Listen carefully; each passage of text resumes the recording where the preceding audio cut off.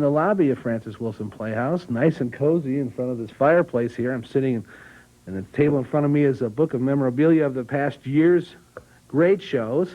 And seated next to me is the executive director of Francis Wilson Playhouse and honorary lifetime board member, Dorothy Ellison. Welcome to the show, Dorothy. Thank you. Dorothy, I guess first off, I want to ask you, how did Francis Wilson Playhouse come to be? How did it start, and how did it get located to where it is now? The Francis Wilson Playhouse began in 1930 as the Pinellas Players, with the plays being presented in the second-floor auditorium of the old City Hall that stood on South Fort Harrison Avenue and Haven Street. At the time, it was all that was available to them. It was not adequate and not always available, so more than anything else, what they wanted was a facility of their own. During these years, in the early 1930s, Francis Wilson, one of the great names in American theater, and the first president of Actors' Equity, was a winter visitor in Clearwater. As a matter of fact, his home is just, his old home that he lived in at that time was just 2 blocks south of the theater.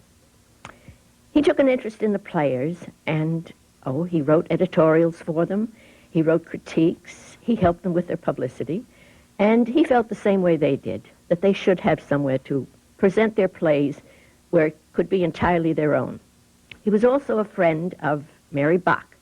Now, Mary Bach is from the Curtis Publishing family and gave us Bach Tower in the center of the state. In discussions with her about the theater, he asked her if she would be interested in lending the theater some money to start a theater of their own. She said she wouldn't lend it, but she would give it to them, with the understanding that it would be called the Francis Wilson Playhouse in his honor. So, with the money, the players talked to the city to see about leasing a piece of land. And the city was receptive to the idea. The first piece of land they talked about was down where we now have the tennis courts, at the foot of the causeway. Then they talked about and decided on the corner of North Fort Harrison Avenue and Seminole Street. Now, that's where the Garden Club now stands. So that's where the cornerstone was laid.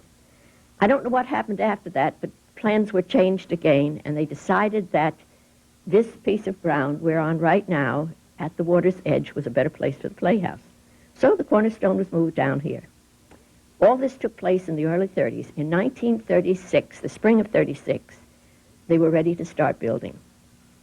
Francis Wilson went north to spend the summer and expected to come back in the fall to dedicate the theater to be named in his honor. Unfortunately, he became ill in the summer and died. But the theater opened in the fall of 1936. I came into it in 1937. We've had, we feel, very successful seasons. Unfortunately, in 1942, during the rehearsals for the last play of the season, Peg of My Heart, in fact, it was the last week of rehearsals, the theater was almost completely destroyed by fire. Our director at the time was Dorothy Meadows. She immediately went to the high school, the old high school on Greenwood Avenue, and asked if we could use their stage to present our play. We did, and the play opened on schedule.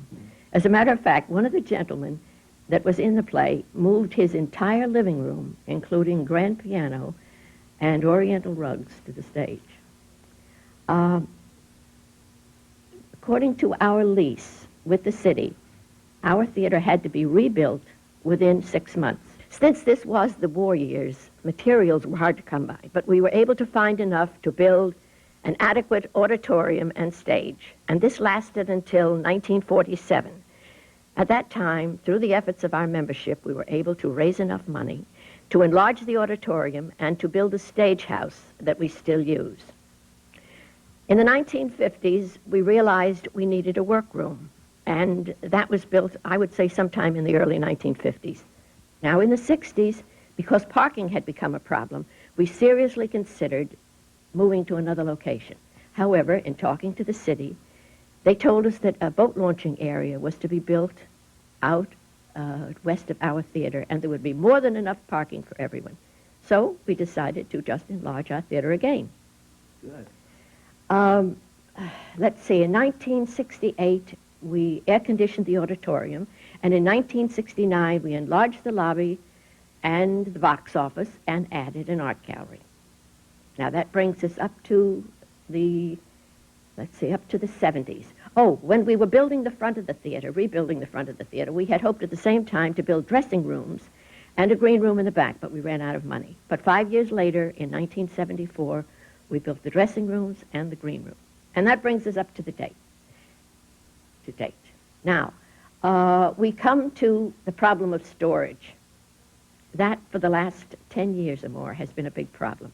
So we decided that we would add on to the back of the building.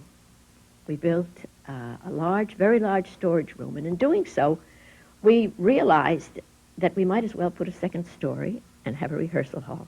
And within a few weeks, we hope that this addition will be finished, and we will have the dedication of the Lauren Drake edition. Lauren Drake was one of the members of our theater from the early 1950s. He was an actor, he was a board member, and a committee chairman, and had a great love of the theater.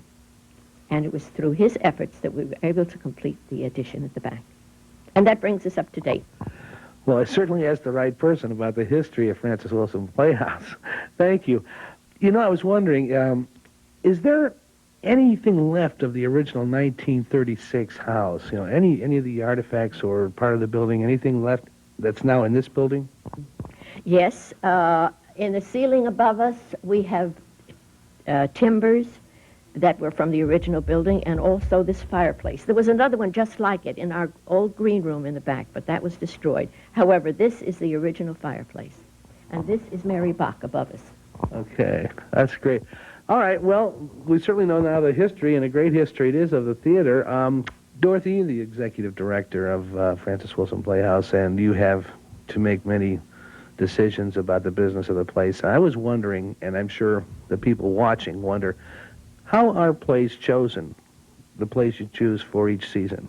Well, in the first place, I'm just member of a board. There are 15 of us on the board. We do have committees. There is a play reading committee.